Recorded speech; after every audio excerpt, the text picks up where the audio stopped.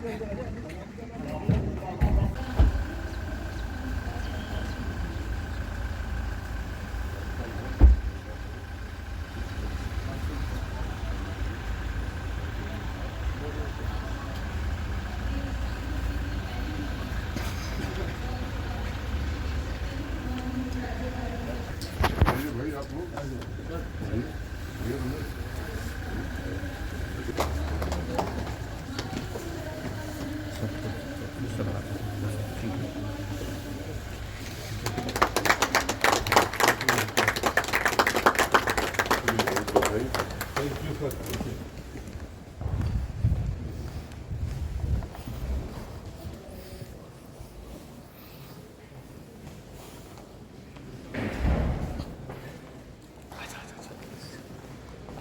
पे हमने total 6 hall बनाए हुए हैं, 3 हॉल यहाँ पे, 3 हॉल ऊपर। तो टोटल कैपेसिटी है कोई 500 plus seats. So when we have the 3 shifts in full swing, then we can accommodate around 1500 people total.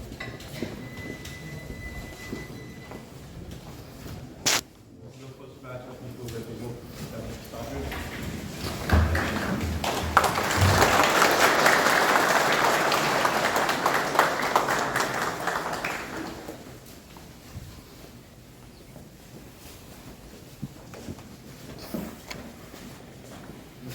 Very quick glimpse of what we do. जो हमारे 30 सेकेंड में अपडेट होती रहती है और मैनेजर इन्हीं के साथ, मतलब यहाँ पे भी ज़्यादा काम हो रहा है, वहाँ पे भी हो रहा है, और एवरीथिंग इज वर्किंग लाइक जो वन ऑफिस, दो सिटिंग इन डिफरेंट पार्टीज। इसकी बहुत लोगों को बहुत प्रसन्नता है, खुशी है। और इस तरह के आपने 2 हाईवे इस क्षेत्र में दिए हैं जो एक उधमपुर से इनको बनाया जाए। दूसरा जी साहब, इस क्षेत्र में हालांकि बड़ा विकास हुआ, बहुत काम हुआ, लेकिन अभी भी जो हमारे दूर दराज के इलाके हैं वहाँ पर कनेक्टिविटी एक बहुत पर बैठे हमारे डीडीसी के बीडीसी के जो चेयरपर्सन है वो भी यहाँ पर बैठे हैं।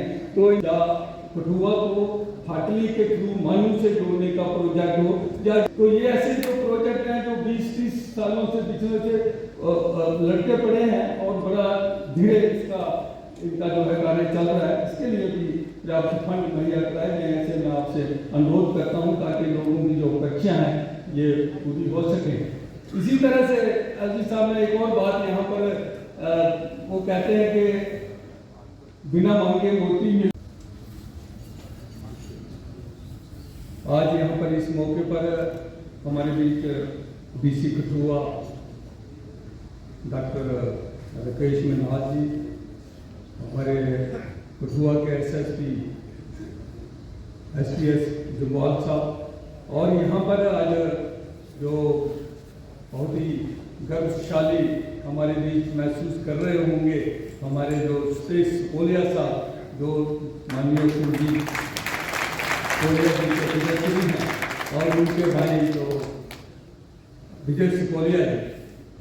मैं आप सबका आज इस बहुत ही बेहतरीन इवेंट जो यहाँ पर ऑर्गेनाइज किया जा रहा है, इसके मौके पर आप सबका बहुत बहुत दिल की गहराइयों से, और खासकर माननीय आईजी साहब का जो अपना बहुमूल्य समय निकाल के इस कार्यक्रम में आज जिन्होंने शिरकत करी, इसकी शोभा बढ़ाई, और आज अपने कमरों के द्वारा जिन्होंने इसका उद्घाटन किया इतने बेहतरीन वेंचर का, मैं माननीय आईजी साहब का बिलावर की इस पवित्र धरती पर हार्दिक अभिनंदन और स्वागत करता हूँ।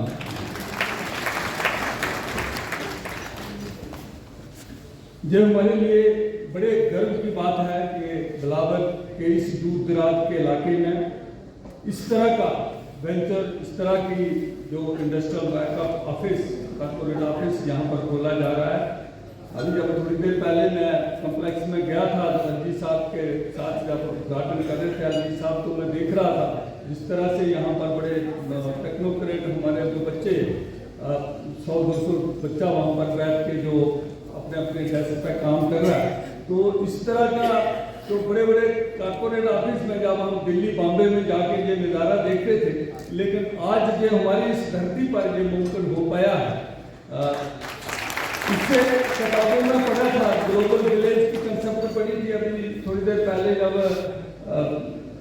संजीव सिपोलिया साहब एलजी साहब को ये बता रहे थे अपने स्क्रीन के ऊपर दिखा रहे थे कि इस स्क्रीन से हम देख सकते हैं कि उनकी जो कंपनी है उसके अलग अलग कॉन्टिनेंट में जो कारपोरेट ऑफिस है वहाँ पर वो जो लोग काम कर रहे हैं उनको यहाँ से मॉनिटर कर सकते हैं। तो इससे हमें पता चला कि ये ग्लोबल विलेज की जो कंसेप्ट है आज हमारे गांव तक, हमारे इस दूरदराज के क्षेत्र तक यहाँ तक पहुँची है। मैं 7 अगस्त 2020 को आया था।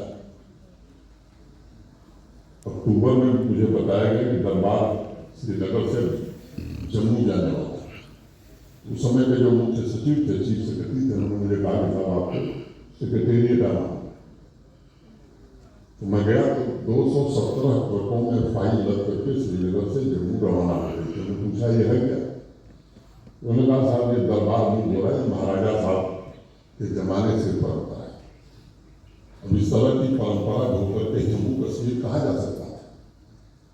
फिर उन्होंने तय किया कि अगली बार जब मई में जम्मू से श्रीनगर जाएंगे तो कोई ट्रक नहीं जाएगी, अब कोई ट्रक नहीं जाएगी। 30-40 सर्विसेज ऑनलाइन थी।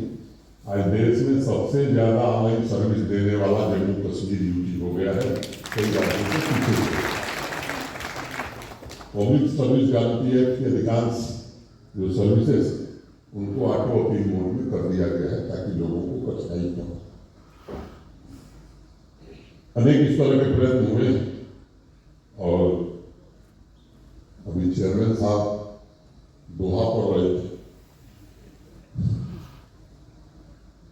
दोहा मुझे भी याद है।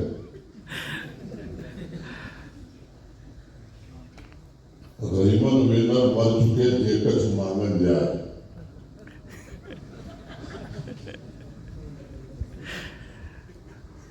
मांगने से पहले मर जाना बेहतर है। लेकिन अगली लाइन आप लोगों को पसंद करने वाली है, उनसे पहले वे मरे जिनमुख निसत ना आए। अगर किसी ने मान लिया तो वो तो काम खराब किया है, लेकिन जिससे मांगा अगर वो न दे तो उससे भी खराब काम।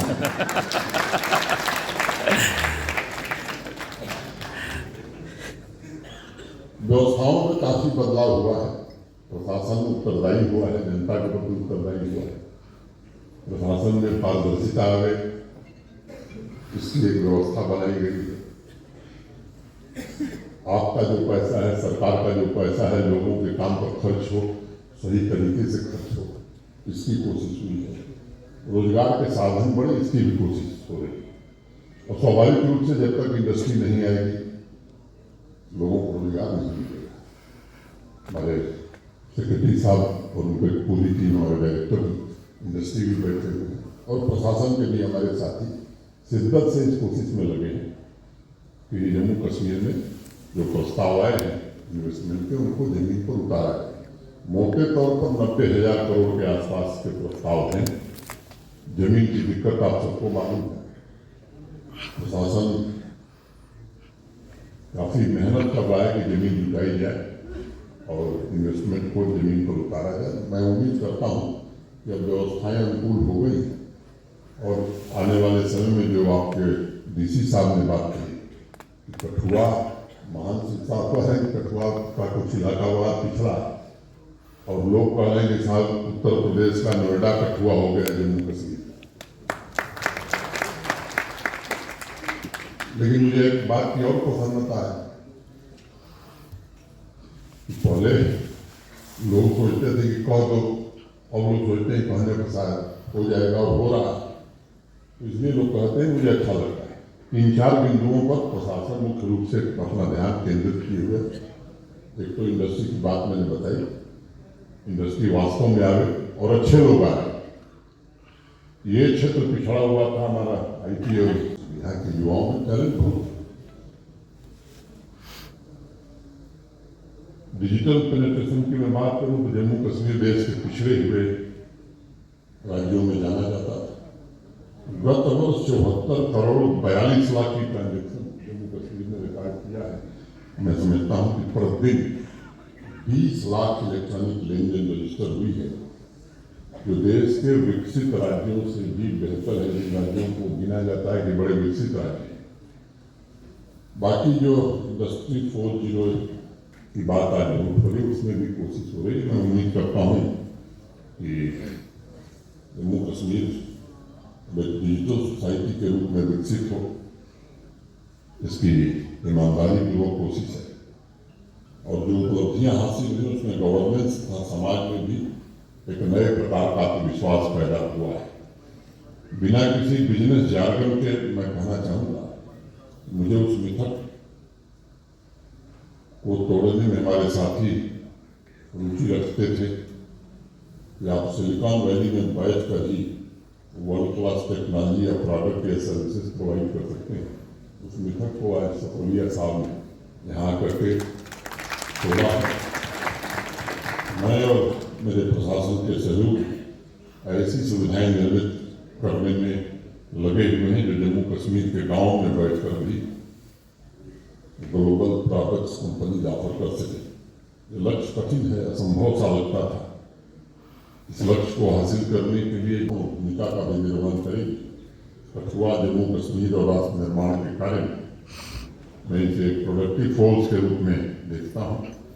एक अनुमान के मुताबिक 2024-25 के वित्तीय वर्ष में टेक्नोलॉजी ग्रोथ और कंपनीज के रीओरिएंटेशन की वजह से देश में लगभग 2.5 करोड़ स्किल टेक्निकल हैंड की आवश्यकता होगी।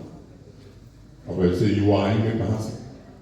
तो ऐसी ही एटॉमिक नाम जैसी कंपनियां लोगों को ट्रेन करेंगी, इस मांग को पूरा करेंगी और राष्ट्रीय प्रयास के इस महत्वपूर्ण क्षेत्र में अग्रणी भूमिका भी निभाएंगी। एक बात मैं बार बार कहता हूँ, टेक्नोलॉजी बेस्ड कंपनीज को इनोवेटिव तथा मार्केट ड्रिवन होना चाहिए, क्योंकि वो कंपनीज नए बाजार, नए रोजगार का अवसर विकसित करके इकॉनमी में महत्वपूर्ण भूमिका निभा सकती हैं, जो रिजिलियंट भी हो और फ्लेक्सिबल भी हो। इस दिशा में एटॉमिक नॉर्थ की इंफ्रास्ट्रक्चर मैनेजमेंट की कार्यकुशलता, network support, user support, system support, cloud service, security service, deep technology जैसे blockchain, artificial intelligence, machine learning में इनका अनुभव इंडस्ट्री, लोकल इकॉनमी और रोजगार के लिए एक अनुकूल वातावरण, पंचायती राज सिस्टम यहाँ स्टेब्लिश हुआ है। देर से हुआ है लेकिन काफी अच्छा चल रहा है। और चूंकि लोग यहाँ हैं इसलिए मैं कहना चाहता हूँ कि वो चुनाव भी जल्दी होंगे। एक संवैधानिक कठिनाई थी, स्टेट रीऑर्गेनाइजेशन एक्ट बनने के बाद ओबीसी अदर बैकवर्ड क्लासेस, पिछड़ी हुई जातियों का आरक्षण भी एक संवैधानिक अनिवार्यता है। देश की संसद ने वो कानून बना दिया है। तो लोकसभा चुनाव होने वाले हैं, आप सभी का ध्यान आकर्षित करना चाहूँगा। जो मैंने आपको बता दिया है एग्रीकल्चर को लेकर के, मैं फिर से यहाँ उपस्थित सभी बंधुओं के प्रति हृदय से आभार व्यक्त करता हूँ। और महान सिंह जी ने कई बातें की, उसके बारे में आज बोलना उचित नहीं है। मैं एक ही बात कहता हूँ कि जो होने लायक है वो जरूर हो जाएगा, जो नहीं होने लायक है वो कभी नहीं होगा। क्योंकि हमारे यहाँ एक पुरानी कहावत है कि एक भकोर संघ हुआ करता था। किस्सा सुने आप लोग? भकोर संघ, एक भकोर संघ महाराज थे।